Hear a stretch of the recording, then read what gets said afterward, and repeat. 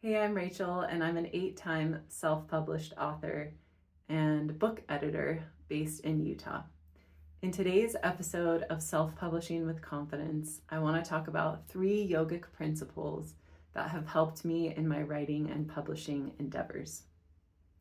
I've been doing yoga for over 10 years now and absolutely love teaching it. It is a joy in my life. And I find that the yogic principles that I practice on the mat also translate off the mat. And some of those are particularly applicable to my writing. So the first is Ahimsa, which is this notion of nonviolence, non-harming, and compassion.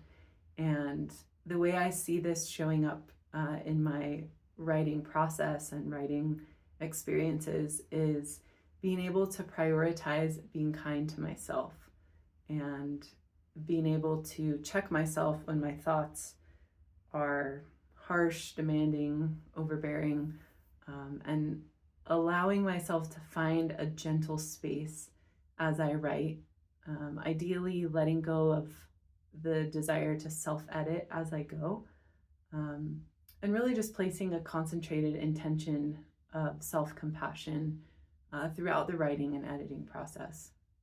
So that's one way that yoga applies to my writing. The second is this idea of the Drishti, the focal point, the focused gaze. In yoga, we use a Drishti to help with a balancing pose. So setting your gaze in one spot and focusing there rather than letting your eyes move all over the place. That helps you find center, helps you balance, helps you concentrate. I also use the Drishti during my walking or running practice. I tend to wear a hat when I'm out walking or running, and even just having the hat slightly limit where I can see and make my vision different is a way to trigger mentally that I'm in this focused state of being. I'm concentrating on where I'm going. I'm limiting outside distractions. And I find that just the act of putting a hat on now gets me in that zone. It gets me in that mindset of, being out there and getting my steps in. So I find that to be an interesting application too.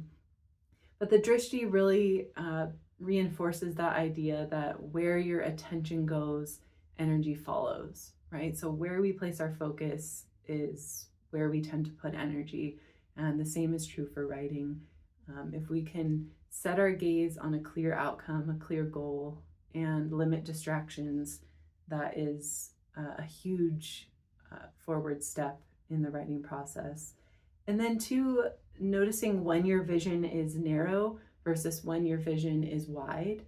I think because of being on our phones so much, we sometimes get in this tunnel vision that is very vertical in a sense. It's like it's narrow in that way, versus when we get outside or when we see a writing project, big picture for what it is, we can see the horizon line, we can see the mountains that we're climbing, we can see this long distance from here to there of where we're going.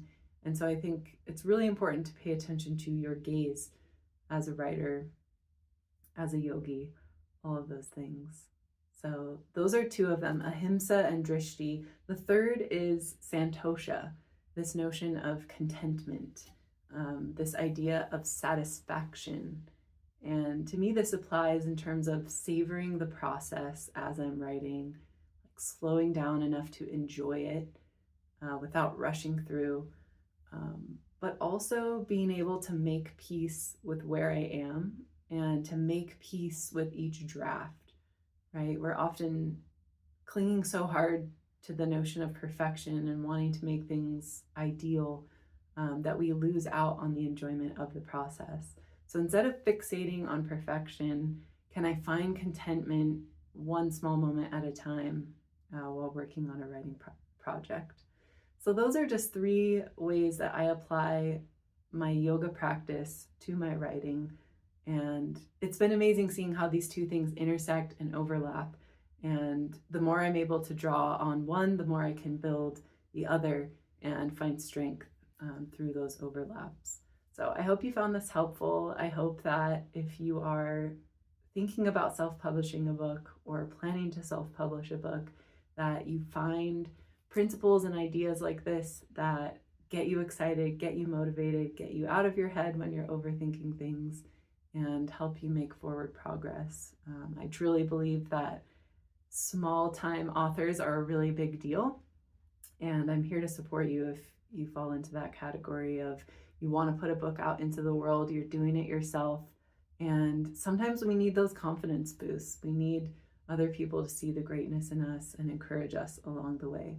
So I invite you to check out my content online. You can visit rachelwarmath.com to see the most recent book I put out. It's a memoir.